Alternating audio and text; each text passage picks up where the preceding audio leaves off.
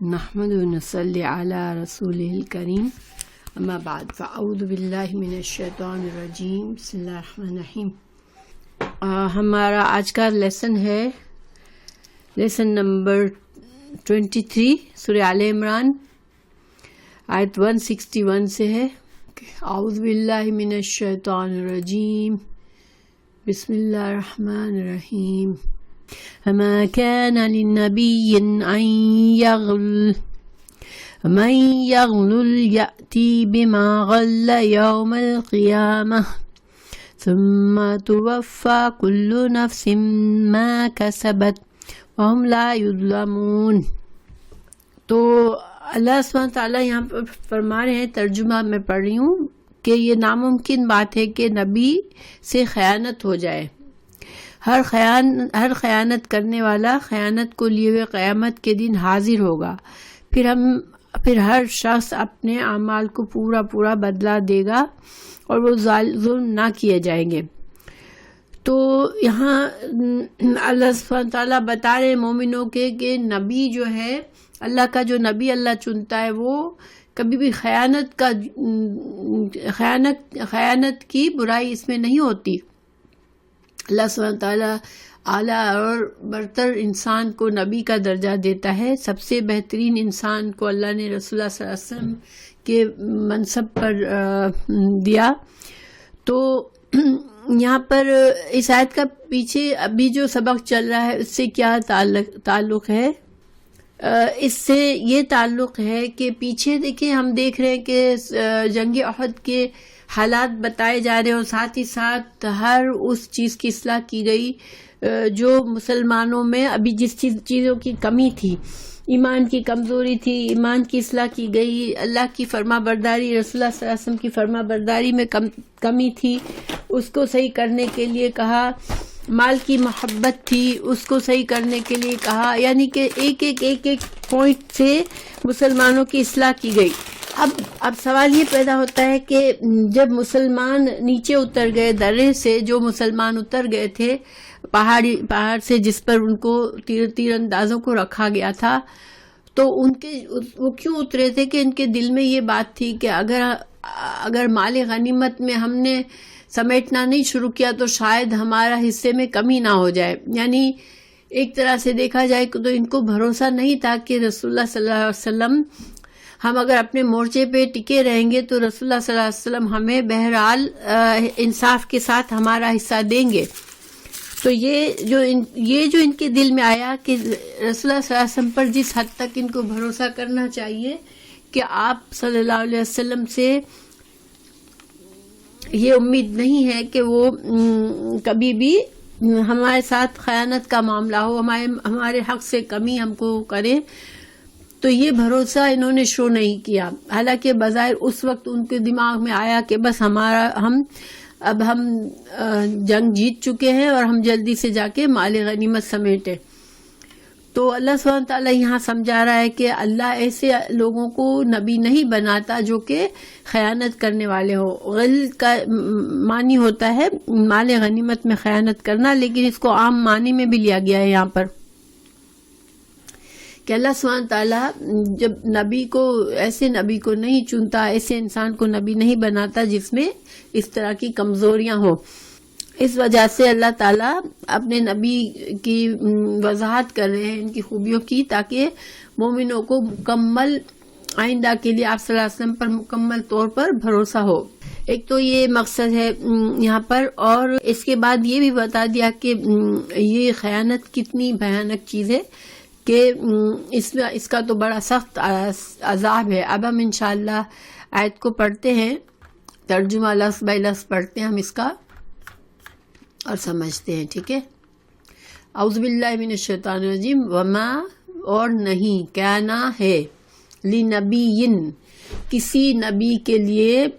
یعنی کسی نبی کے شایان شان نہیں ہے، ان یہ کہ یغل کہ وہ خیانت کرے۔ یعنی اللہ ایسے لوگوں کو چنتا ہی نہیں ہے نبی کے لیے جس کے اندر یہ وصف ہو۔ ومن یغلل، اور جو خیانت کرے گا، یأتی وہ لے آئے گا، بما اس یأتی کے بعد یاتی کا مطلب ہوتا ہے آنا، ٹھیک ہے، اور اس کے بعد اگر نیکسٹ لفظ با سے شروع ہوتا ہے تو اس کا مطلب ہوتا ہے لے کر آنا، کسی چیز کو لے کر آنا. تو جو لے کر آئے گا ماں اس چیز کو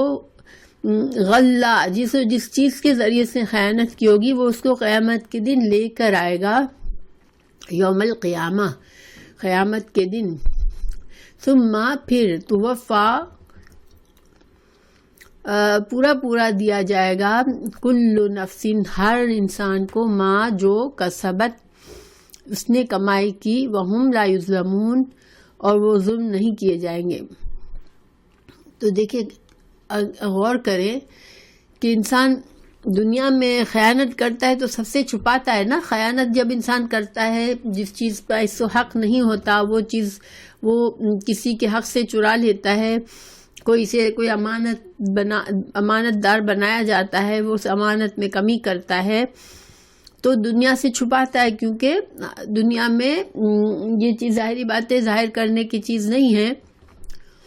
لیکن وہی چیز اس کے گلے میں توق کی طرح ہوگی جب وہ قیامت کے دن آئے گا. گویا سارے لوگ دیکھ لیں گے کہ اس شخص نے کس چیز میں خیانت کی تھی، وہ خیانت اس کے گلے سے لٹکی ہوئی ہوگی. تو یہ اللہ تعالیٰ یہاں پر اس کا بہت برا انجام بتا رہے ہیں خیانت کا. اس کے بارے میں بہت سی احادیث ہیں جو میں انشاءاللہ آپ کو پڑھ کے بتاتی ہوں کہ خیانت کے انجام کے بارے میں، خیانت سے کس طرح سے خیانت کرنے والوں کا کیا ہوگا. تو اس کے لیے جو ہے یہ میں صحیح بخاری کی کتاب نہیں، ابن کثیر کی کتاب سے آپ کو پڑھ کے سنا رہی ہوں. حضرت ابن عباس نے اس آیت کی تفسیر سے روایت کیا ہے کہ ایک سرخ چادر کے بارے میں نازل ہوئی ہے جو بدر کے دن گم ہو گئی تھی. بعض لوگوں نے کہا کہ شاید اسے رسول اللہ صلی اللہ علیہ وسلم نے لے لیا ہو، اور جب یہ بات انہوں نے کہی تو اللہ تعالیٰ نے اس موقع پر آیت نازل فرمائی تھی. تو یہ شان نزول کی ایک اور وجہ یہاں پر سیاق کے لحاظ سے تو میں نے آپ کو بتایا کہ کچھ علماء کا خیال یہ ہے کہ چونکہ جو لوگ پہاڑی سے اترے انہوں نے آپ صلی اللہ علیہ وسلم پر بھروسہ نہیں کیا کہ ہمیں اپنا حصہ ہمارا پورا ملے گا جب تک ہم خود میدان میں اتر کے مال غنیمت نہ جمع کریں. لیکن چونکہ کسی آیت کے شان نزول کے بارے میں جو بھی باتیں ہمیں معلوم ہوتی ہے ہم ان کو ذکر کرتے ہیں. تو بعض اوقات ایسا ہوتا ہے کہ کسی آیت کا شان نزول ایک سے زیادہ موقع ہوتے ہیں، ایک سے زیادہ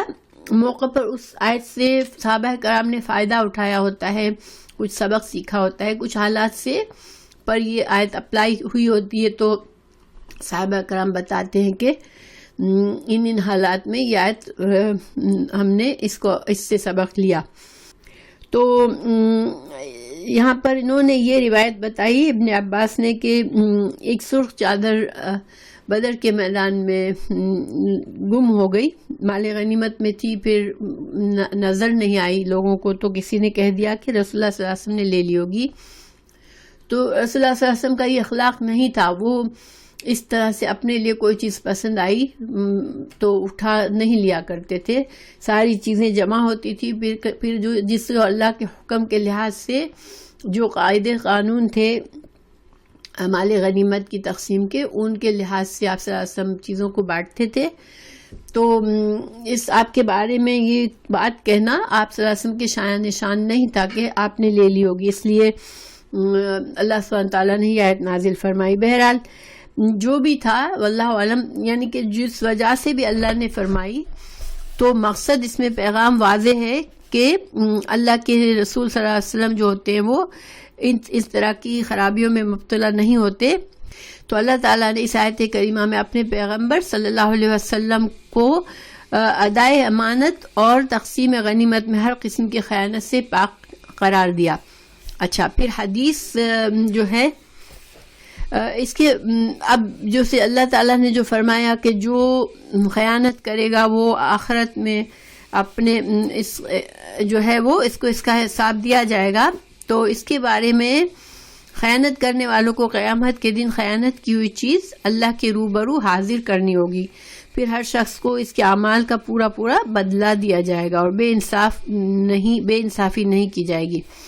تو اس آیت کریمہ میں خیانت کرنے سے بہت شدید خوف دلایا گیا ہے کہ یہ بہت ہی برا گناہ ہے۔ ٹھیک ہے، ہم لوگ بھی کوئی ہمیں راز بھی بتاتا ہے نا، تو وہ بھی ایک امانت ہوتی ہے، اس راز کی حفاظت بھی ضروری ہو جاتی ہے۔ ہم کسی کو وعدہ کرتے ہیں کہ میں یہ کام ضرور کروں گا، وہ بھی ایک امانت ہو جاتی ہے، اس کو پورا کرنا بھی، اچھی طرح سے پورا کرنا بھی ایک امانت ہوتی ہے۔ تو حدیث میں ہے، امام احمد نے یہ روایت حضرت ابو مالک اشجعی سے روایت کیا ہے، ٹھیک ہے اس کو۔ تو اس میں ہے کہ نبی صلی اللہ علیہ وسلم نے فرمایا، اللہ تعالیٰ کے ہاں سب سے بڑی خیانت ایک ہاتھ زمین ہوگی۔ تم دیکھتے ہوگے کہ دو آدمی زمین یا گھر کے اعتبار سے پڑوسی ہوتے ہیں اور ان میں سے ایک اپنے ساتھی کے حصے میں سے ایک ہاتھ زمین قطع کر لیتا ہے، تو اس ایک ہاتھ زمین کے عوض اللہ تعالیٰ سے قیامت کے دن 7 زمینوں کا طوق پہنائے گا۔ مطلب اس حدیث کا کیا مفہوم ہے؟ دیکھیں، اس سے بڑی بڑی خیانت ہوتی ہے دنیا میں، یہ تو صرف ایک ہاتھ، یعنی دو پڑوسی تھے، مثال کے طور پر فینس لگایا۔ آج بھی ایسا ہو جاتا ہے کہ بعض گھروں میں جو فینس لگایا جاتا ہے تو بعد میں پتہ چلتا ہے کہ پڑوسی کی تھوڑی زمین اس نے لے لی ہے، پھر اس کو یہاں تو قانون قائد جب دیکھے جاتے ہیں، جب ہم گھر بیچتے ہیں تو اگر ایسی کوئی ڈسکریپنسی ہوتی ہے تو اسی لیے ہمیں لوکیشن سرٹیفکیٹ ساتھ دینا پڑتا ہے کہ اس سے پتہ چل جاتا ہے کہ پڑوسی کی زمین کا کچھ ٹکڑا کسی طرح سے ہمارے فینس میں نہیں آ گیا ہے۔ اگر ایسا ہوتا ہے تو پھر پڑوسی کو نو آبجیکشن لکھ کے اپنا پیش کرنا پڑتا ہے سٹی میں، جب کہیں جا کے ہم اپنا گھر بیچ سکتے ہیں۔ تو الحمدللہ ہم ایسی جگہ رہتے ہیں کہ بہت سے قاعدے قانون کی وجہ سے انسان ایسے گناہوں سے بچ جاتا ہے، لیکن جہاں قانون کی پکڑ بہت مضبوط نہیں ہوتی ہے وہاں پر یہ چیزیں تو عام ہوتی ہے کہ انسان کو جہاں موقع ملتا ہے کسی کی زمین لے لیتا ہے۔ تو یہ تو ایک صرف اللہ تعالیٰ اس حدیث میں ایک چھوٹی سی مثال ہے کہ صرف ایک ہاتھ زمین کے برابر کا ٹکڑا اس نے اپنے جانتے بوجھتے اپنے حصے میں لے لیا، تو وہ قیامت کے دن 7 زمینوں کا طوق لے کر آئے گا۔ تو اب یعنی واقعی میں کتنی ڈرنے والی چیز ہے نا کہ یہ اتنی چھوٹی خیانت پر اتنی بڑی سزا ہے۔ پھر دوسری حدیث امام احمد کی حضرت ابو حمید سعدی کی حدیث بیان کی ہے کہ رسول اللہ صلی اللہ علیہ وسلم نے خاندان عز کے ایک شخص کو زکوٰۃ کا عامل بنا کر بھیجا۔ زکوٰۃ کا عامل سے مطلب ہوتا ہے کہ کسی علاقے میں جو مسلمانوں کا علاقہ ہے یا مسلمانوں کی پروٹیکشن میں کوئی علاقہ رہتا ہے تو وہاں پر زکوٰۃ وصول کرنے کے لیے پہلے یہ ہوتا تھا کہ آدمی کو بھیجا جاتا تھا، وہ اس ایریا کی زکوٰۃ لے کر بیت المال میں پھر ڈالا جاتا تھا اور پھر بیت المال سے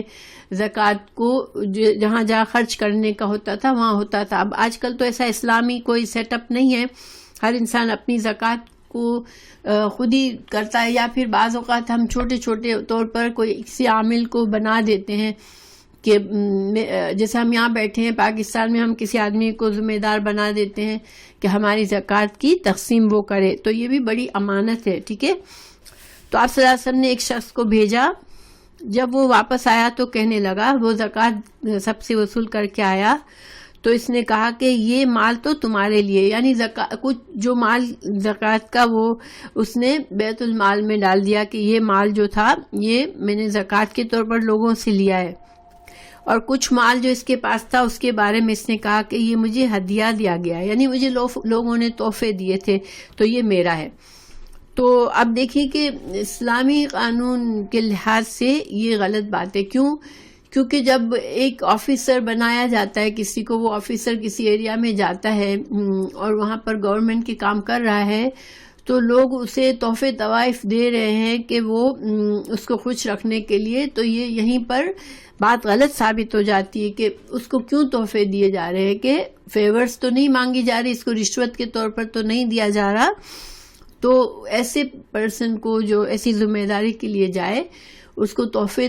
طوائف جو ہے اس ایریا سے لینا ممنوع ہے، کیونکہ اس سے پھر ظاہری بات ہے کہ جو لوگ ہمیں تحفے دیں گے ان کی محبت ہمارے دل میں بڑھے گی اور ہم ان کے ساتھ کسی طرح سے رعایت کر بیٹھیں گے۔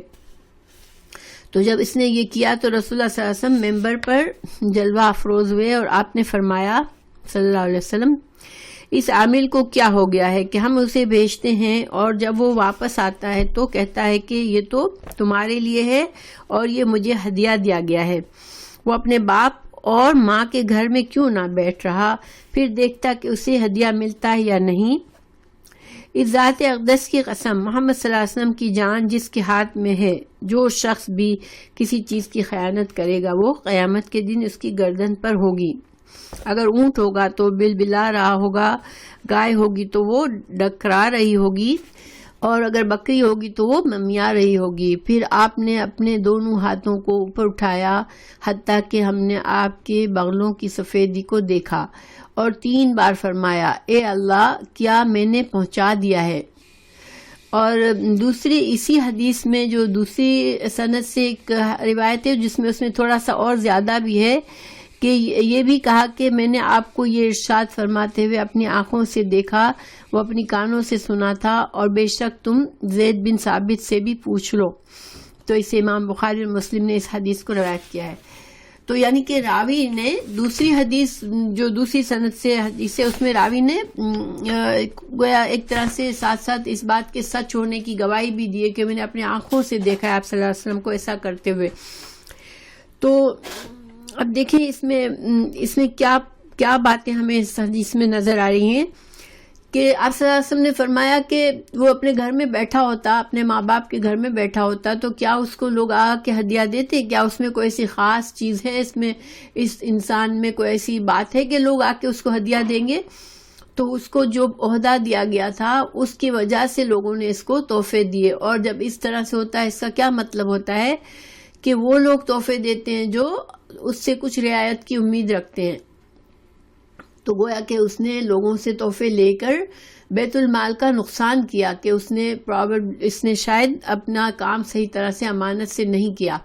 اس وجہ سے آپ صلی اللہ علیہ وسلم نے لوگوں کو اس وقت واعظ و نصیحت فرمائی، اور یہ اتنی اہم بات تھی کہ آپ نے اس اکیلے کو نہیں کہا کہ اکیلے میں کہیں گے تو لوگوں تک یہ بات نہیں پہنچے گی۔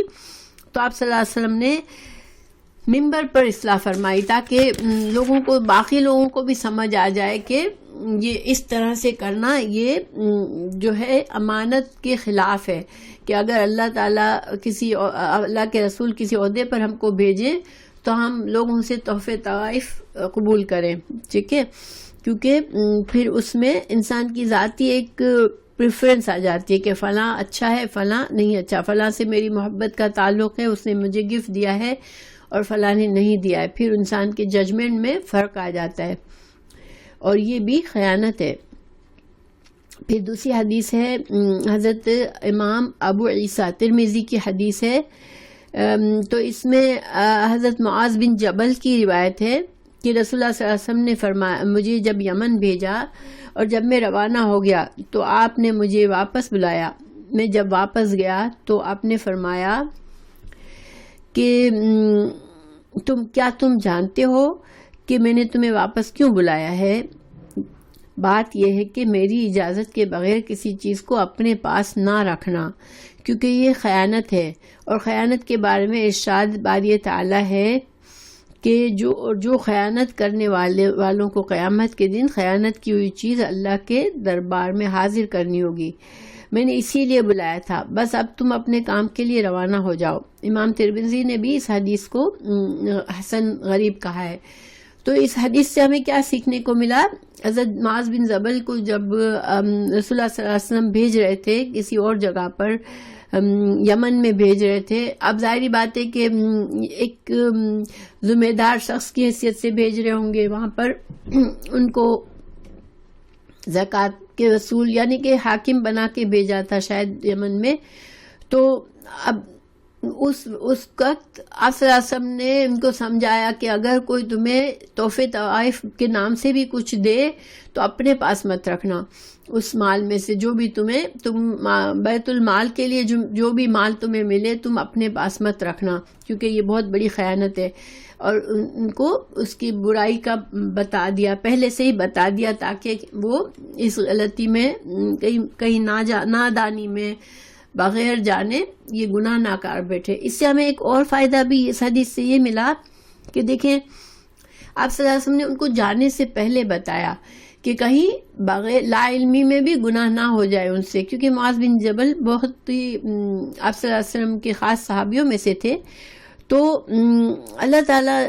ہمیں یہ پتہ چلتا ہے کہ گویا اگر وہ انجانے میں بھی یہ کام کر لیتے تو گنہگار ضرور ہوتے.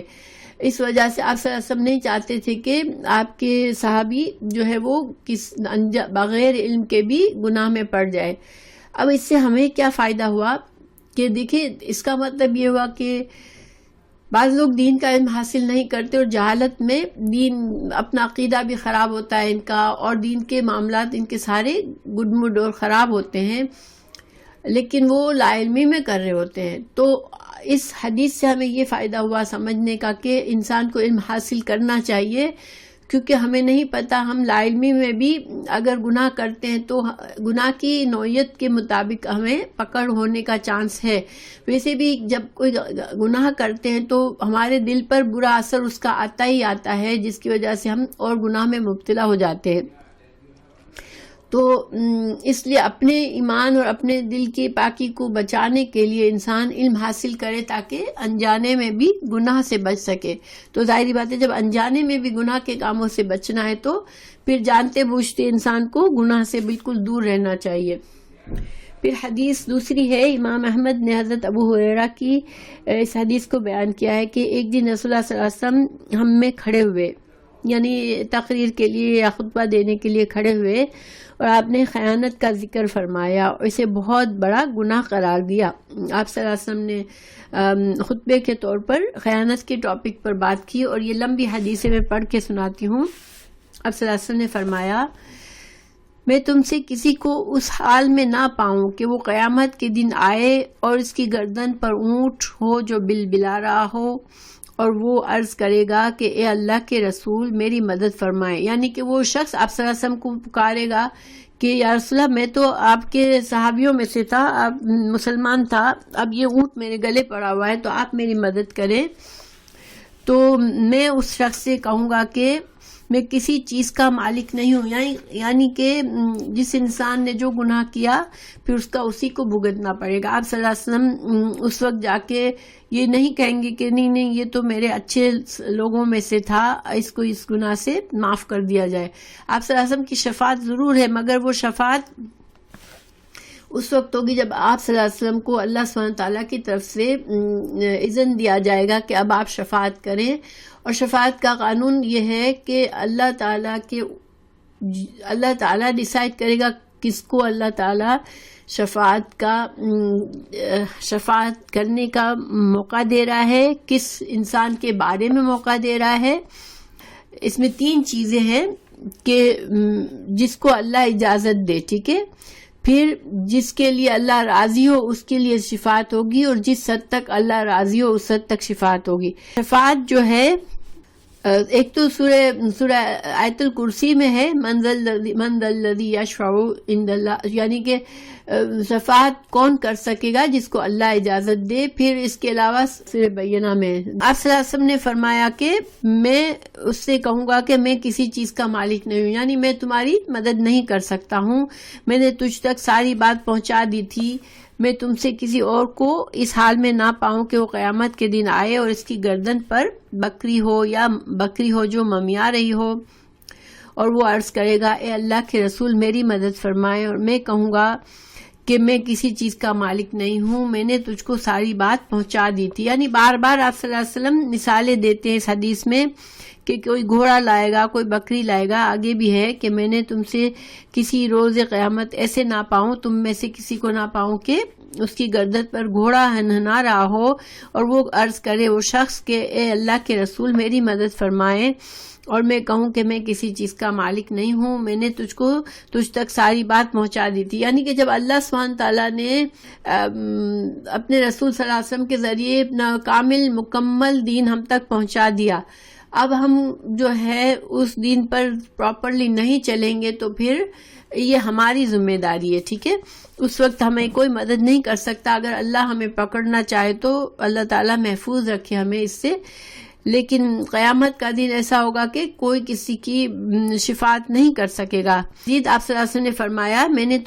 تم میں سے کسی کو اس حال میں نہ پاؤں کہ اس کی گردن پر مقتول یعنی کہ قتل جس کو کیا ہو، یا مال غنیمت سے چوری کیا ہو، یا غلام ہو جو چلا رہا ہو کہ وہ کہے اے اللہ کے رسول میری مدد فرمائے، تو میں کہوں کہ میں کسی چیز کا مالک نہیں ہوں، میں نے تجھ تک ساری بات پہنچا دی تھی. یعنی سارے احکام ہی پہنچا دیے ہیں، تو اب تم کوئی بھی گناہ کر کے آؤ گے اور مجھے پکارو گے اور اس نے کسی بھی معاملے میں خیانت کی ہوگی تو میں کہہ دوں گا کہ میں نے تو تم کو سمجھا دیا تھا، تم نے پھر بھی گناہ کیا تو اب تم ذمہ دار ہو. تو اس حدیث میں امام بخاری اور مسلم نے بھی اس کو بیان کیا ہے. تو یعنی کہ ایک ایک چیز کا نام لیا آپ صلی اللہ علیہ وسلم نے کہ کپڑوں کی خیانت کی، یا سونے چاندی کی خیانت کی، یا زمین کی خیانت کی، یا جانور کی خیانت کی، یا مال غنیمت کی خیانت، کسی بھی طرح کی خیانت کرے گا جو انسان وہ اس کو اپنے اوپر لے کر آئے گا، اپنی گردن پر وہ توق کی طرح سے اس کو اٹھا کر لائے گا، اور اس وقت اللہ ہی اس سے معاملہ کرے گا، میں نہیں مدد کر سکوں گا. امام احمد نے حضرت عمر بن خطاب سے مروی ہے، اب دوسری حدیث ہے، امام احمد نے ہی بیان کیا ہے عمر بن خطاب سے کہ خیبر کے دن کچھ صحابہ کرام تشریف لے آئے، انہوں نے کہا کہ فلاں شہید ہے، فلاں شہید ہے. یعنی جب جنگ ختم ہوئی تو مرنے والوں کو ایک جگہ پر جیسے ان کو جب اکٹھا کیا جا رہا تھا باڈیز کو، ظاہر ہے کہ جنگ کے میدان میں باڈیز تو پھیلی ہوئی ہوتی ہیں، تو ان کو سب کو اکٹھا کیا گیا اور صحابہ کرام آپ صلی اللہ علیہ وسلم کو بتا رہے تھے لسٹ بنا کر کہ فلاں انسان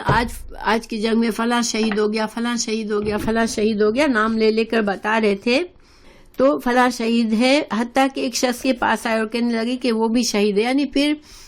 ایک شخص کا نام لیا اور اس کی باڈی نظر آئی تو کہا کہ یہ بھی شہید ہو گیا. تو رسول اللہ صلی اللہ علیہ وسلم نے فرمایا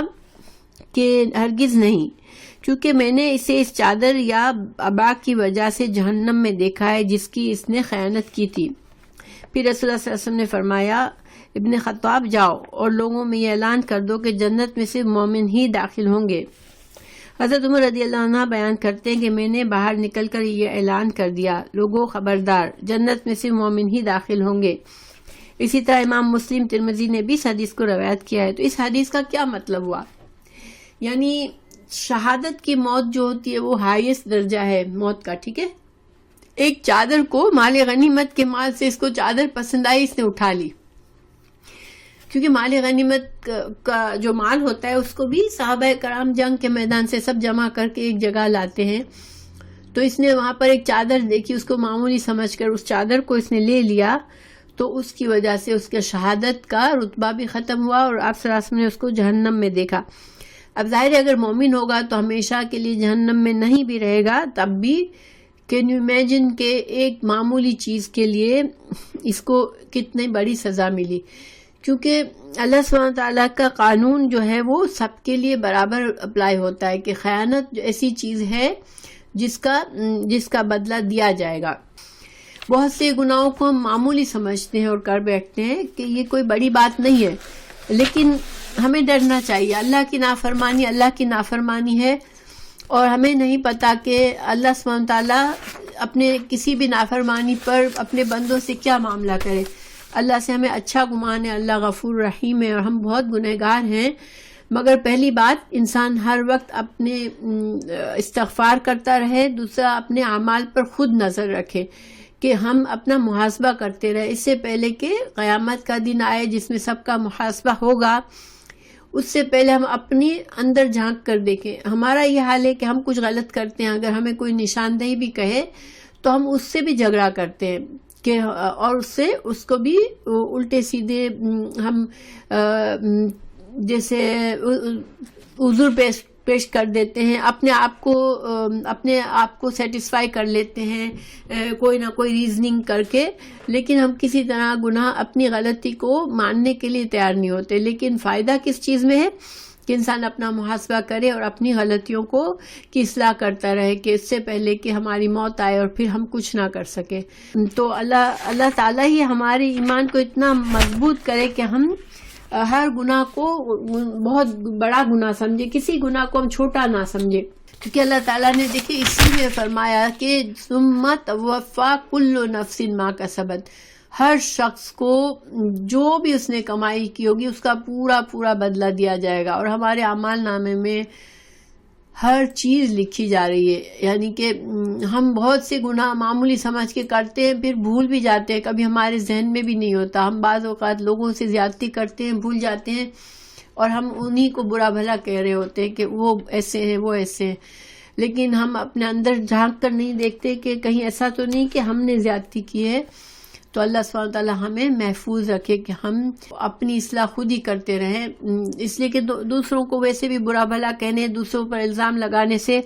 ہمیں کچھ فائدہ نہیں ہوگا، کیونکہ ہر انسان کو اپنی قبر میں جانا ہے، ہر انسان کو اپنے اعمال کا جواب دینا ہے. پھر اللہ تعالیٰ نے آگے فرمایا افمن کیا پس بھلا کیا بھلا جو اتبع پیروی کرے رضوان اللہ کی رضا کی، کمن کیا اس کی طرح ہو سکتا ہے، با جو پلٹے بے سخط ناراضگی کے ساتھ من اللہ سے، ومأواہ اور ٹھکانہ ہو اس کا جہنم، اس کا ٹھکانہ جہنم ہو، وبئسل اور کتنی بری جگہ ہے المصیر لوٹنے کی. اب یہاں اللہ سبحانہ تعالیٰ ایک اور طریقے سے انسانوں کو سمجھا رہے ہیں کہ گناہ کرنے والا اور نیکی کرنے والا، اللہ کی رضا کی تلاش کرنے والا اور اللہ کی ناراضگی کی مول لینے والا، ان کا انجام برابر نہیں ہوگا، وہ برابر نہیں ہو سکتے. ان کی واپسی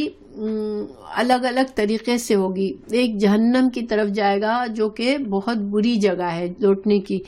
تو اللہ کی رضوان کی یعنی کہ جو اللہ کی رضا طلب کرنے والا، دو طرح کے لوگ بتائے ہیں. جو اللہ کی رضا طلب کرنے والا ہے، گویا کہ وہ اپنے نیت سے، اپنے اعمال سے، اپنی ہر چیز سے ہر وقت اس کے ذہن پہ کیا چیز ہے کہ مجھ سے اللہ راضی ہو جائے. اور دوسرا عمل کرتے وقت سوچتا نہیں ہے کہ کہیں اللہ مجھ سے ناراض نہ ہو جائے، اور وہ اللہ کی ناراضگی کماتا رہتا ہے. تو پھر ایک کا راستہ جہنم ہے اور دوسرے کا جنت ہے. اس کے بارے میں جو ہے جو سورہ معاہدہ آیت نمبر 80 میں اللہ تعالیٰ نے جو ایک مثال دی ہے کہ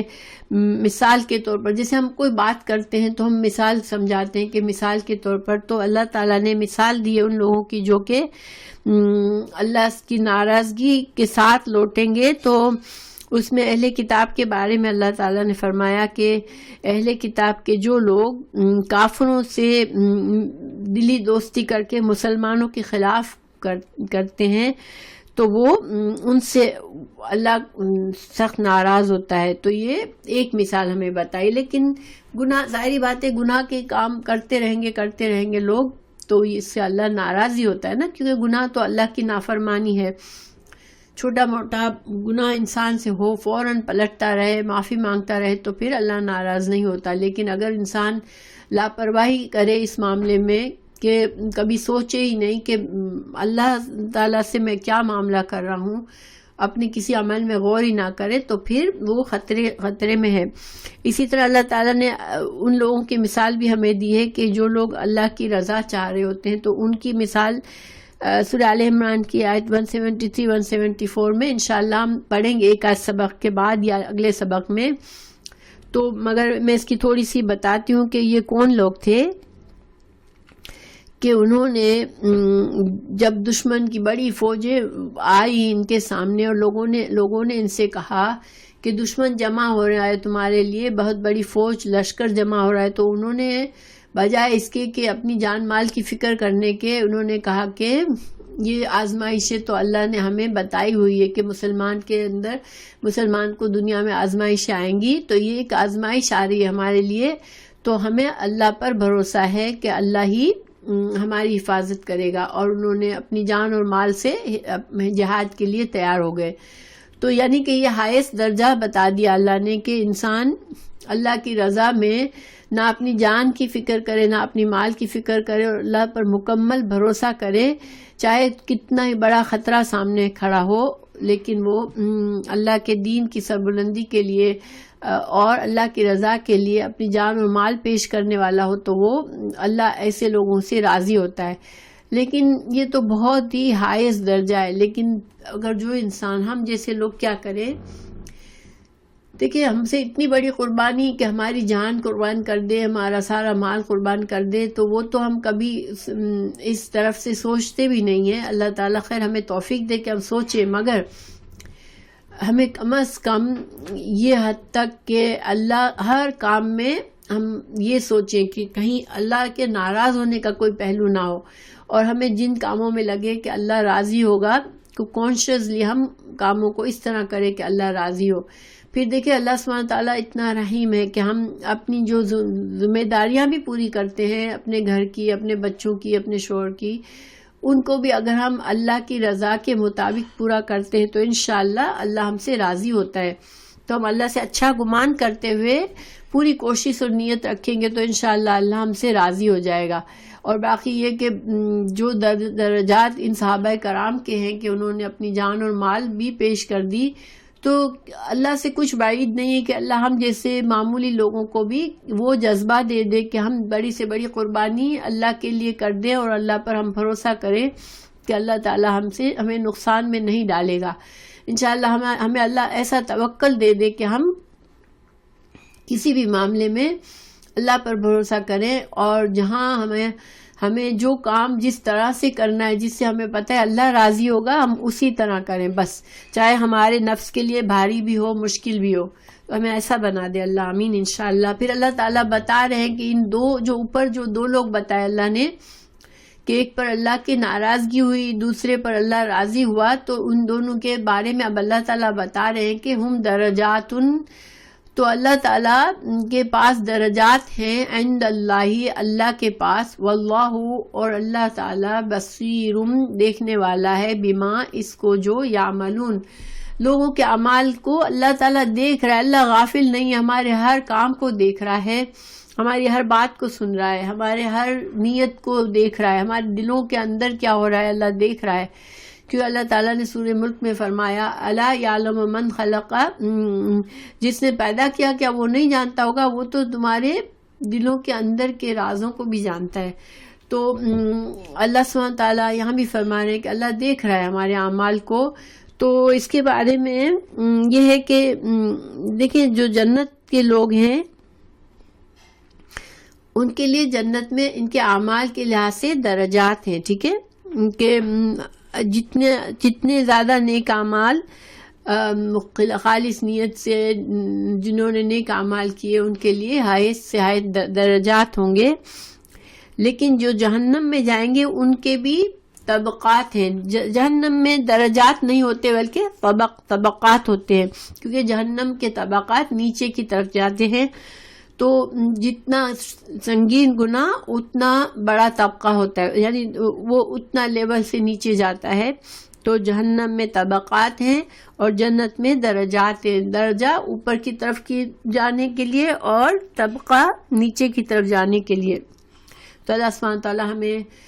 جنت فردوس نصیب کرے اور بلند درجات نصیب کرے۔ ہم سے اللہ ایسے کام لے کہ ہم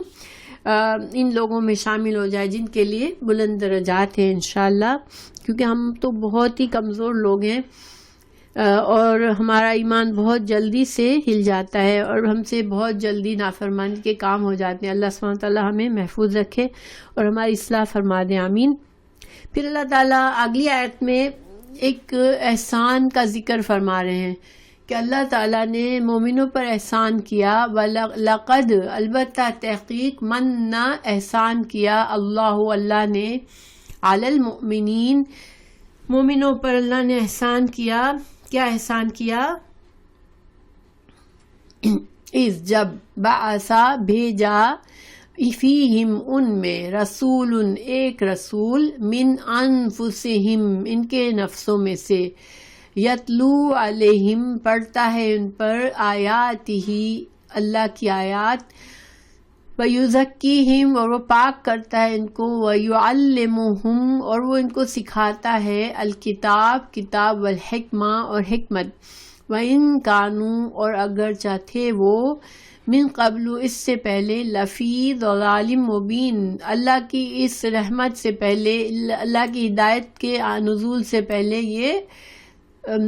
بہت ہی واضح گمراہی میں پڑے ہوئے تھے. تو یہاں اللہ تعالیٰ نے اپنے رسول کا بھیجنا اور خاص طور سے انسانوں میں سے دیکھیں فی انفسہم اللہ تعالیٰ نے رسول اللہ صلی اللہ علیہ وسلم کو عربوں میں پیدا کیا. عربوں کی زبان ہم زبان تھے آپ صلی اللہ علیہ وسلم. آپ بشر تھے اور لوگوں کی انہی کی زبان انہی کے لہجے میں بات ان کو سمجھتے تھے. اور قرآن بھی اسی طرح نازل ہوا تاکہ دیکھیں انسان کا جو یہ اللہ نے کہا کہ ان کے نفسوں میں سے یعنی انہی کے ہم جنس کیا ہے کہ ہم بھی انسان ہیں اور رسول اللہ صلی اللہ علیہ وسلم بھی انسان تھے. تو اللہ تعالیٰ نے ایک انسان کو نبی بنا کے بھیجا. دیکھیں اگر 3 فائدے یہاں پر ہمیں نظر آتے ہیں. پہلی بات یہ کہ رسول اللہ صلی اللہ علیہ وسلم اپنی قوم میں نازل ان کا بعثت ہوئی جو کہ عرب سے. تو آپ صلی اللہ علیہ وسلم ان کی لہجے اور ان کی زبان میں اللہ کا پیغام انہوں نے دیا تاکہ لوگوں کے لیے سمجھنا آسان ہو. اگر چین اور جاپان میں کہیں اگر رسول اللہ صلی اللہ علیہ وسلم کی بعثت ہوتی تو اور آپ جو ہے وہ عربی میں قرآن آپ پر نازل ہوتا تو آپ کے جو پہلے فالوورز ہوتے وہ بھی قرآن کو پوری طرح نہ سمجھ پاتے. لیکن یہ اللہ کا احسان تھا کہ جو قرآن جن لوگوں کے موجودگی میں نازل ہوا صحابہ کرام کی وہ ہم زبان تھے آپ صلی اللہ علیہ وسلم کے. تو انہوں نے قرآن کو آپ صلی اللہ علیہ وسلم سے بہت اچھی طرح سے سمجھ لیا. ان کے لیے آسان تھا قرآن کو سمجھنا اور پھر ان کی ذمہ داری تھی قرآن کو اگلی نسلوں تک پہنچانا. تو ان کی سمجھ میں اگر پوری طرح بات نہ آتی تو وہ دوسروں کو کیسے سمجھاتے. تو اللہ تعالیٰ کا یہ نمبر 1 احسان کہ اللہ تعالیٰ نے انہی میں سے یعنی عربوں میں سے ہی عرب رسول کو چنا. پھر بن انفسہم کا دوسرا مطلب یہ ہے کہ ہم نسل یعنی انسانوں میں انسان کو رسول بنایا اللہ نے. انسانوں میں کسی اور مخلوق کو رسول بنا کے نہیں بھیجا. دیکھیں اگر اللہ تعالیٰ کسی فرشتے کو بھیج دیتے رسول بنا کر تو انسانوں سے تو انسان مانوس ہوتے ہیں. اس کو سامنے سے ملتے ہیں دیکھتے ہیں ہی ہمیں انسیت محسوس ہوتی ہے کیونکہ ہم ایک ہی جنس کے ہیں. اللہ تعالیٰ نے جب مرد اور عورت کے لیے فرمایا تو اللہ تعالیٰ نے فرمایا کہ تمہاری ہم جنس تمہارے لیے بیوی بنائی تاکہ تم اس سے انسیت حاصل کر سکو. تو انسان اپنی جنس سے کہیں گھبراتا نہیں ہے کہ سامنے سے رسول صلی اللہ علیہ وسلم آ رہے ہیں. جیسے اگر آپ فرشتے کی شکل میں آتے تو پہلے تو انسان کو اسی گھبراہٹ سے نکلنا پڑتا کہ ایک اور مخلوق آ رہی ہے ہمارے سامنے. ٹھیک ہے مگر ایسا نہیں تھا. ہم جنس تھے. ہم آپ صلی اللہ علیہ وسلم بشر تھے اور بشر کی کوالٹیز رکھتے تھے. آپ صلی اللہ علیہ وسلم کھانا بھی کھاتے تھے. اللہ تعالیٰ نے دوسری جگہ فرمایا وَمَا أَرْسَلْنَا مِن قَبْلِكَ إِلَّا رِجَالًا نُوحِي إِلَيْهِمْ کہ ہم نے آپ صلی اللہ علیہ وسلم سے پہلے بھی جتنے رسول بھیجے وہ مرد ہی تھے جن پر ہم وحی کرتے تھے. یعنی وہ انسان تھے وہ مرد تھے کوئی اور مخلوق نہیں تھی.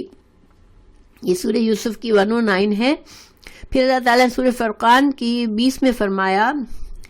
وَمَا أَرْسَلْنَا قَبْلَكَ مِنَ الْمُرْسَلِينَ إِلَّا إِنَّهُمْ لَيَأْكُلُونَ الطَّعَامَ وَيَمْشُونَ فِي الْأَسْوَاقِ کہ ہم نے آپ صلی اللہ علیہ وسلم سے پہلے بھی جتنے رسول بھیجے وہ بھی کھانا بھی کھاتے تھے، بازاروں میں چلتے بھی تھے، اور خود نبی صلی اللہ علیہ وسلم کی زبان مبارک سے بھی اللہ تعالیٰ نے یہ بات کہلوائی۔ سورہ حامیم سجدہ میں آیت نمبر 6 میں آپ صلی اللہ علیہ وسلم نے فرمایا قُلْ إِنَّمَا أَنَا بَشَرٌ مِثْلُكُمْ يُوحَىٰ إِلَيَّ، کہ آپ کہہ دیجئے، آپ صلی اللہ علیہ وسلم کہہ دیجئے کہ میں بھی تمہاری طرح صرف بشر ہوں، البتہ فرق کیا ہے کہ میری طرف وحی نازل ہوتی ہے۔ تو یہ گویا آپ صلی اللہ علیہ وسلم کا بشر ہونا ہمارے لیے ایک اللہ کا احسان ہے کہ اللہ نے ایک نبی کو بشر بنا کے بھیجا۔ پھر دوسرا نمبر 3 پوائنٹ کیا ہے من انفسہم میں، کہ اگر سپوز اللہ فرشتوں کو بھیجتے اور ہم کو جو احکامات دیے گئے وہ احکامات ملتے، تو نبی صلی اللہ علیہ وسلم نے تو ایز اے بشر ان سارے احکامات پر خود عمل کر کے ہمارے لیے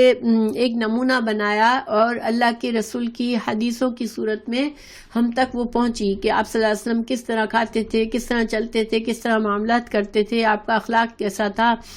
جب کوئی مشکل کام ہوتا تھا اس کو کس طرح سے آپ نے حل کیا۔ یہ ساری باتیں ہمیں آپ صلی اللہ علیہ وسلم کی احادیث سے ملتی ہیں، پتہ چلتی ہیں۔ تو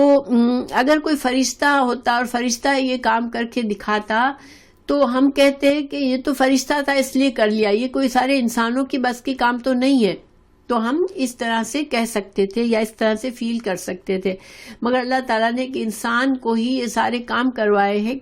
کہ اللہ کی کتاب کے، اللہ کے احکامات کے مطابق انہوں نے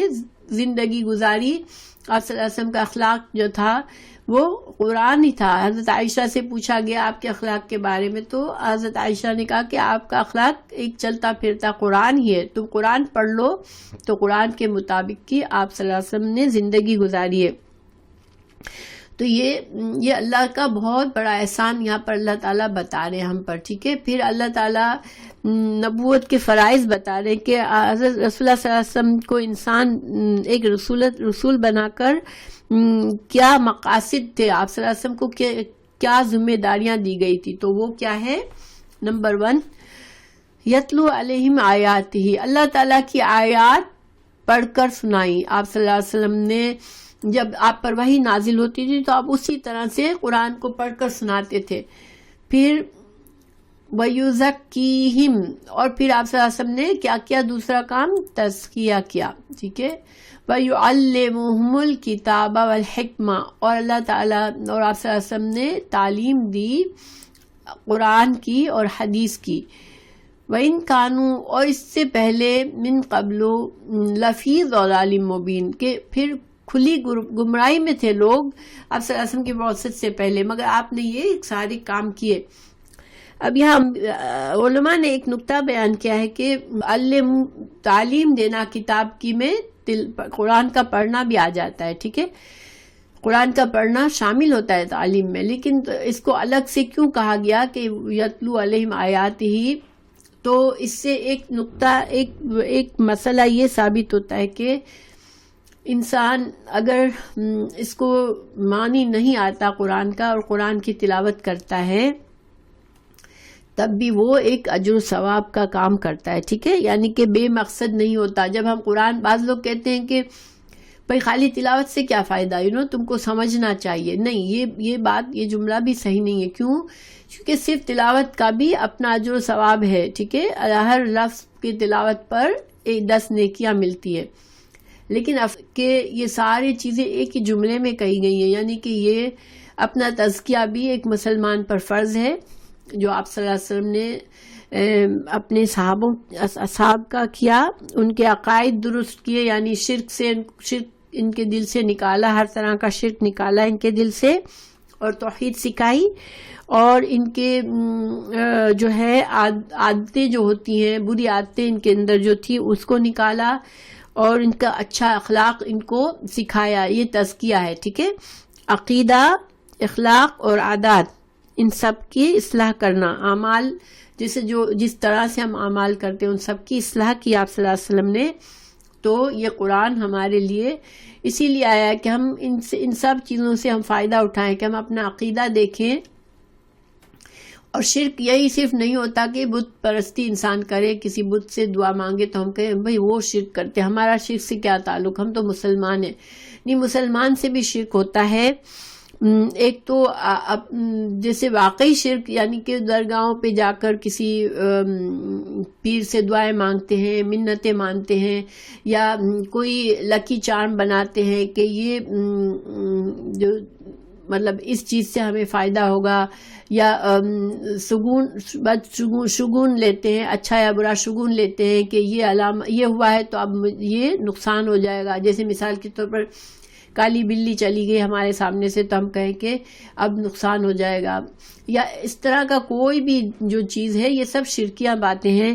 اللہ پر کامل توکل، بھروسہ کہ اللہ ہی ہمارا خالق ہے، اللہ کے سوا نہ کوئی ہمیں نفع دے سکتا ہے نہ نقصان دے سکتا ہے، اور ہمیں ہر معاملے میں اللہ سے رجوع کرنا ہے. اور انسان جب نفس پرستی کرتا ہے، اپنی نفس کی ہر بات مانتا ہے کہ مجھے بس وہ کرنا ہے جو میرا دل چاہے،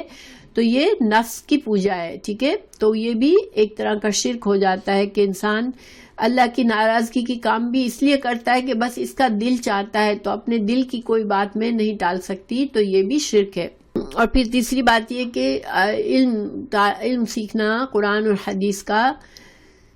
یہ بھی کیونکہ آپ صلی اللہ علیہ وسلم کو اگر ہم مانتے ہیں تو آپ کے مشن کے جو مقاصد تھے وہ ہم کو وہ پورے کرنے ہیں، ہم کو یہ سب کچھ کرنا ہے انشاءاللہ. تو ہم کو علم سیکھنا، قرآن کو اور حدیث کو سمجھنا، اس کے مطابق اپنا عمل کرنا، یہ سارے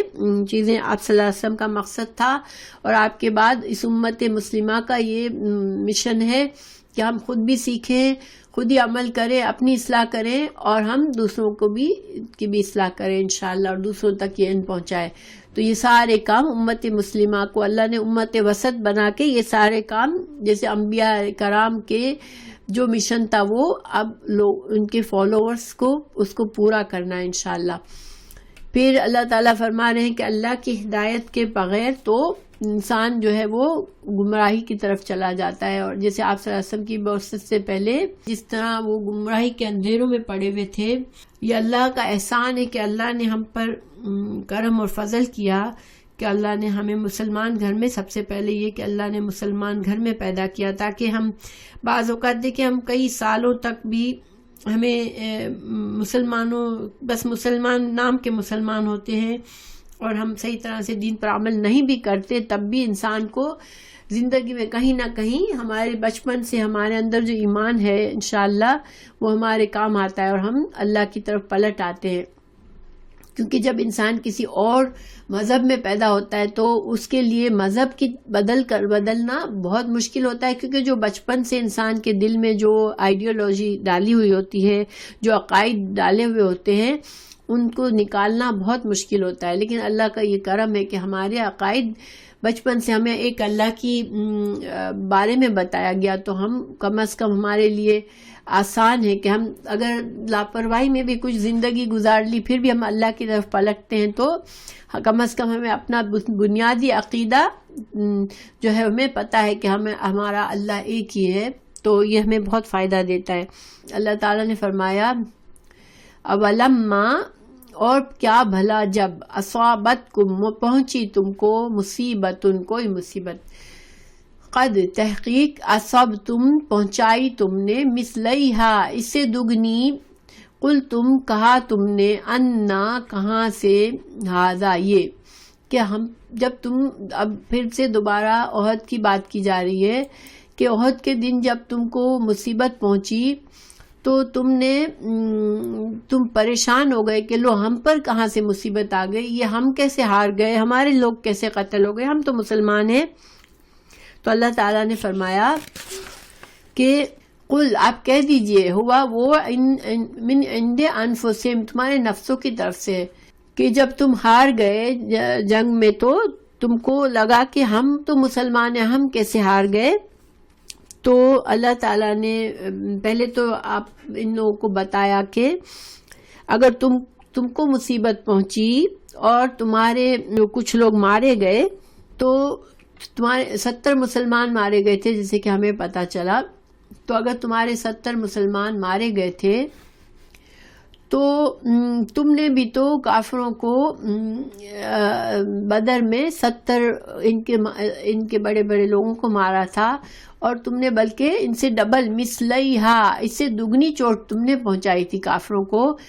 کہ ان کے 70 لوگوں کو قید بھی کیا تھا تم نے 70 کو مارا تھا، 70 کو قید کیا تھا۔ آج تم ہارے ہو، بدر میں اللہ نے تم کو اتنی عظیم فتح دی تھی، آج تم ہارے ہو تو تم کہہ رہے ہو کہ لو ہم تو مسلمان ہیں، ہم کیوں ہار گئے، اللہ نے کیوں ہمیں فتح کا وعدہ پورا نہیں کیا، ہم پر کیوں مصیبت آئی؟ تو اللہ تعالیٰ نے فرمایا آپ ان سے کہہ دیجئے کہ تم لوگوں کے اپنی وجہ سے ہے، اور یہ وجہ جیسے کہ ہم جانتے ہیں جو ابھی تک اللہ تعالیٰ نے بتائی ہم کو، کہ ایک تو وہاں پر پہاڑی پر سے تیر انداز اتر گئے، سب سے بڑی وجہ تو یہی تھی۔ پھر جب گھبراہٹ ہوئی تو تم لوگوں نے ہمت ہار لی، اللہ پر بھروسہ نہیں کیا۔ جب رسول اللہ صلی اللہ علیہ وسلم کی شہادت کی خبر ہوئی تو تم جنگ کے میدان کو چھوڑ کر چلے گئے، آپ صلی اللہ علیہ وسلم تم کو پکار رہے تھے مگر تم نے پلٹ کر بھی نہیں دیکھا۔ یہ ساری مسٹیکس تمہاری تھی، تو تم کو تمہاری مسٹیکس کی وجہ سے یہ سب کچھ پہنچا۔ اللہ تعالیٰ نے تو تم کو پہلے فتح دی تھی۔ پھر اللہ تعالیٰ ان اللہ علی کل شیء قدیر، اسی آیت کا ٹکڑا ہے کہ اللہ تعالیٰ تو ہر چیز پر قادر ہے، یعنی اللہ تو قادر تھا کہ تمہاری غلطیوں کی وجہ سے بھی باوجود تم کو فتح دیتا، لیکن اللہ نے تم کو سکھانا تھا، تمہاری غلطیوں کو بتانا تھا، تو اللہ تعالیٰ نے تمہارے غلطیوں کی وجہ سے تمہیں ہار پہنچائی، تمہیں تکلیف پہنچائی، اور تمہارے لوگ مارے گئے۔ مگر پھر اللہ تعالیٰ بتا رہے کہ اللہ چاہتا تو کرتا، تم کو اس پر بھی تمہاری مسٹیک کے باوجود بھی تم کو نقصان نہ پہنچتا، لیکن وما اصابکم، جو تکلیف تم کو پہنچی ہے یوم التقى الجمعان، جس دن دو جماعتیں آمنے سامنے ہوئی یعنی احد کے دن، فبإذن اللہ، تو اس میں اللہ کا اذن شامل تھا، اللہ کی مرضی یہی تھی، ولیعلم المؤمنین، تاکہ اللہ تعالیٰ مومنوں کو آزما لے، ولیعلم الذین نافقوا، اور اللہ تعالیٰ منافقوں کو بھی کھول کے رکھ دے سامنے۔ وقیل لہم، اب اللہ تعالیٰ بتا رہے ہیں، یعنی کہ اس پوائنٹ کو سمجھنا ضروری ہے کہ چونکہ ہم مسلمان ہیں، ہم سمجھتے ہیں کہ ہمارے ساتھ سب اچھا ہو کیونکہ ہم کلمہ گو ہیں، ہم مسلمان ہیں، مگر اللہ تعالیٰ ہم سے ہمارے اعمال کے مطابق معاملہ کرتا ہے، ہمیں اپنے اعمال کے مطابق ہمارے اوپر مصیبت تکلیف آتی ہے، غیر مسلم ہم کو دکھ پہنچاتے ہیں، ہم پر غالب آ جاتے ہیں، ہم کو بعض لوگوں کو مغلوب کر دیتے ہیں، بعض کے اوپر ظلم کرتے ہیں، تو پھر ہم سوچے اگر بیٹھ کے کہ لو ہم مسلمان ہیں، پھر ہم کیوں اس بری حالت میں ہیں؟ تو یہ ہم بری حالت ہم اپنی لائی ہوئی ہے ہم پر، کہ ہم کو جیسا بننا تھا، دین پر جس طرح چلنا تھا وہ ہم نے نہیں کیا ہے۔ مگر پھر اللہ تعالیٰ سمجھا رہے ہیں کہ پھر بھی اللہ اگر چاہتا تو مسلمانوں کی کمی کوتاہی کے باوجود اللہ چاہتا تو تم کو فتح دے سکتا تھا، مگر اللہ تعالیٰ نہیں چاہتا تھا کہ جب تمہارے اندر اتنی کمزوریاں ہیں تو تم کو فتح دے دے، کیونکہ اللہ تم خالص مسلمانوں کو بھی واضح کرنا چاہتا تھا، اور اللہ تعالیٰ تمہارے اندر جو منافق ہیں اور اس کے علاوہ جو کمزور ایمان کے ہیں ان سب کو اللہ تعالیٰ چھانٹنا چاہتا تھا، کیونکہ اب منافقوں کے بارے میں اللہ تعالیٰ بتا رہے آگے کہ وقیل لہم، یہ آپ کو میں نے شروع میں بتایا تھا کہ عبداللہ بن ابی جو تھا وہ جنگ میدان سے چلا گیا تھا، میدان میں پہنچنے سے تھوڑے پہلے چلا گیا تھا اپنے 300 آدمیوں کو لے کر، اور اس نے وجہ کیا بتائی تھی کہ چونکہ اس کے مشورے پر عمل نہیں کیا گیا تو اس نے کہا تھا کہ یہ کوئی جنگ کا طریقہ تھوڑی ہے یہ جو تم لوگ کرنے جا رہے ہو ابھی، کہ اتنا بڑا 3000 کا لشکر موجود ہے سامنے پورے جنگی سامان کے ساتھ، اور تم اتنی چھوٹی جماعت لے کے تم ان کے سامنے میدان میں جا رہے ہو لڑنے کے لیے، تو یہ کوئی جنگ تھوڑی ہے، یہ تو خود کو ہلاکت میں ڈالنے والی بات ہے، اس لیے ہم نہیں سمجھتے کہ یہ کوئی جنگ میں تم جا رہے ہو، تم بہت بیوقوفانہ عمل کر رہے ہو، ہماری بات بھی نہیں مان رہے ہو، تو ہم اس بیوقوفی میں ہم نہیں شامل ہوں گے کہ ہم بلا وجہ اپنے آپ کو ہلاک کریں۔ تو یہ کہہ کر وہ چلا گیا تھا اپنے آدمیوں کو لے کر، تو اللہ تعالیٰ نے اسی کا بتا رہے یہاں پر کہ وقیل لہم، جب ان سے کہا گیا، ان منافقوں سے جب وہ جا رہے تھے تو ان سے کچھ لوگوں نے کہا کہ تم مت جاؤ، بلکہ کیا کرو، تعالو آؤ، قاتلوا فی سبیل اللہ، اللہ کے راستے میں ہمارے ساتھ ہماری مدد کرو لڑنے میں، وادفعوا،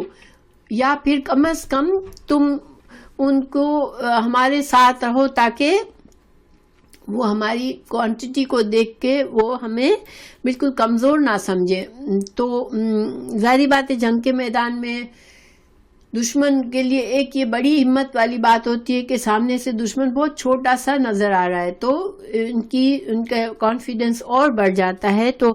مسلمانوں نے اس وقت ان سے کہا کہ بھائی تم مت جاؤ، واک آؤٹ مت کرو، تم اگر یا تو جنگ کرو ہمارے ساتھ، اور تم ہمارے ساتھ لڑنا نہیں چاہتے ہو تو کم از کم ہماری قوت بڑھانے کے لیے ہمارا ساتھ دو، ٹھیک ہے،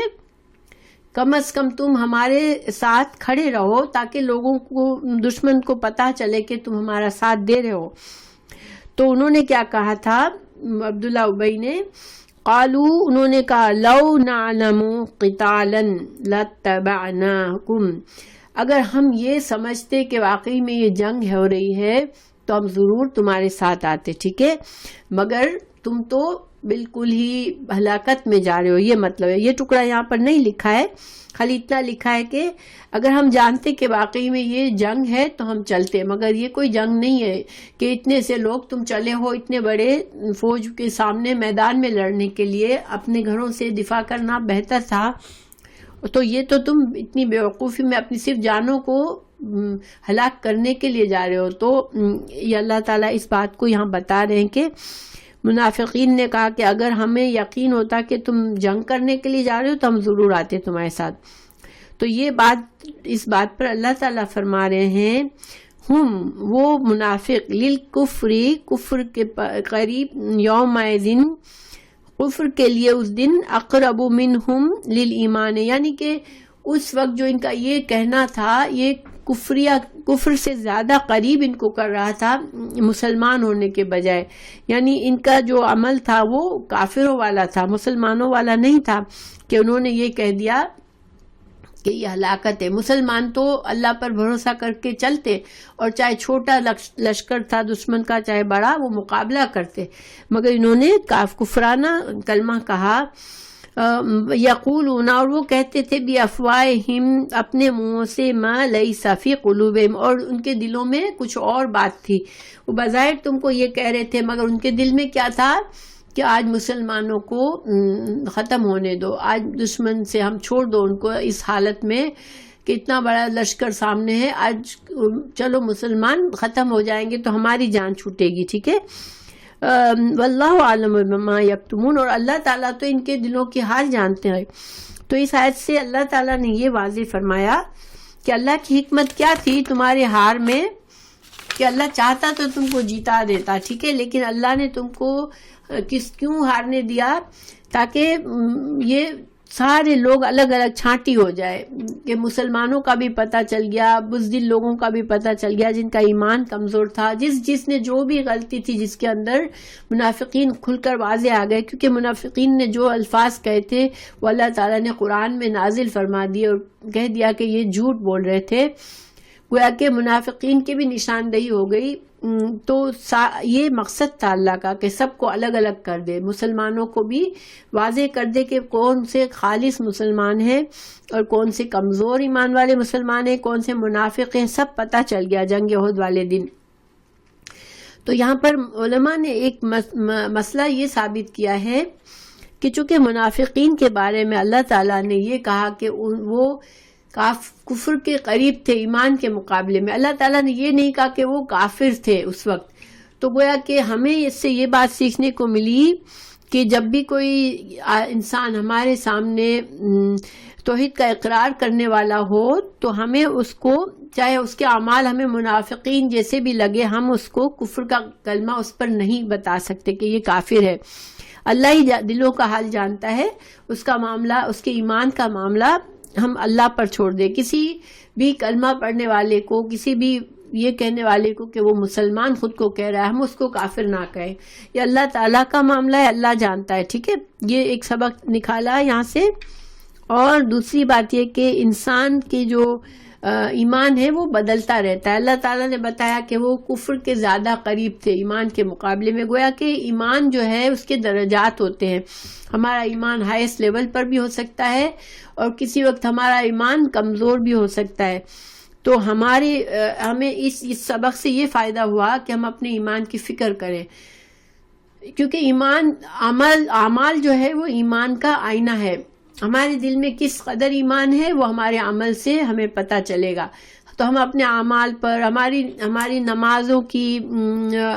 خشوع اور خضوع سے ہمارے دل میں کتنا زیادہ نیکیوں کا جذبہ آتا ہے، کتنا ہمیں اچھی بات سننے میں مزہ آتا ہے، کتنا قرآن سے محبت ہے ہمیں، یہ سارے ہمارے اعمال ہمیں ہمارے ایمان کے لیول بتاتے ہیں. تو ہمارا ایمان کا لیول جو ہے وہ کم اور زیادہ ہوتا رہتا ہے. یہ بات اس سے ثابت کی ہے علماء نے، اور اس سے ہمیں یہ فائدہ ہوا کہ ہم اپنے ایمان پر نظر رکھیں. ہاں، جہاں تک دوسروں کا معاملہ ہے ان کے ایمان پر نظر رکھنا ہمارا کام نہیں ہے. وہ اگر اپنی زبان سے کہتے ہیں وہ مسلمان ہیں تو ہم ان کے ساتھ مسلمانوں والا معاملہ کریں، ٹھیک ہے، ان پر کفر کا فتویٰ نہ دیں ہم. پھر آگے اللہ تعالیٰ نے فرمایا الذین، ان لوگوں نے قالوا لاخوانہم، اپنے بھائیوں سے، وقعدوا، اور بیٹھے رہے، خود تو بیٹھے رہے، اور پھر اپنے، یعنی کہ یہ جو منافق تھے خود تو جنگ میں نہیں شامل ہوئے لیکن انہوں نے اپنے بھائیوں سے، یعنی کہ جو مسلمان تھے ان سے کیا کہا، جو مسلمان شہید ہو گئے ان کے بارے میں دوسروں سے کیا کہا، لو اطاعونا، اگر وہ ہماری بات مانتے آج اور ہمارے مشورے پر عمل کرتے، ما قتلوا، آج یہ مارے نہ گئے ہوتے. کیونکہ 70 مسلمان شہید ہوئے تھے تو اب انہوں نے یہ بات کہنا شروع کر دی کہ اگر یہ ہماری بات مانتے تو اس طرح سے قتل نہ ہوتے آج. اللہ تعالیٰ نے فرمایا قل، آپ کہہ دیجئے یا رسول اللہ، فدرؤ، کہ دور کر دو،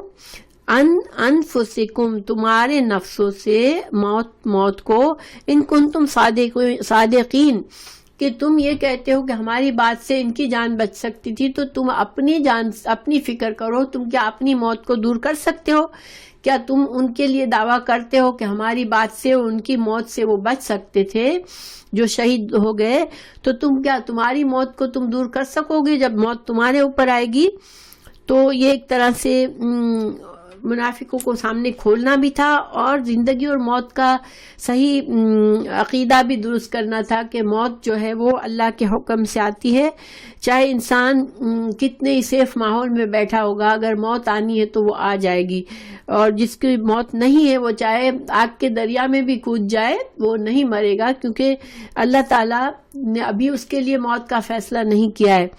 تو انسان کو کبھی بھی کسی حادثے سے کوئی مر جائے، کسی ہم نے کہا ہو کہ یہ مت کرو اور پھر وہ اس کی موت آ جائے تو ہم یہ کہیں کہ ہماری بات نہیں مانی تو مر گیا، یہ صحیح نہیں ہوتا.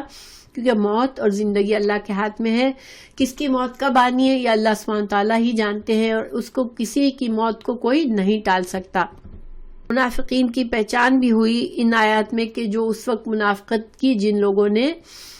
انہوں نے جو باتیں اپنے منہ سے کہی تھی وہ اللہ تعالیٰ نے قرآن میں درج کر دی اور بتا دیا کہ یہ ان کی منافقین کی باتیں تھی. یہ تو گویا کہ منافقین بھی کھل کر سامنے آ گئے، اور یہ جنگ میں اس ہار کا ایک مقصد تھا اللہ تعالیٰ کا کہ مسلمانوں کے ساتھ یہ جو چھپے دشمن ہیں ان کو واضح کر دے اللہ.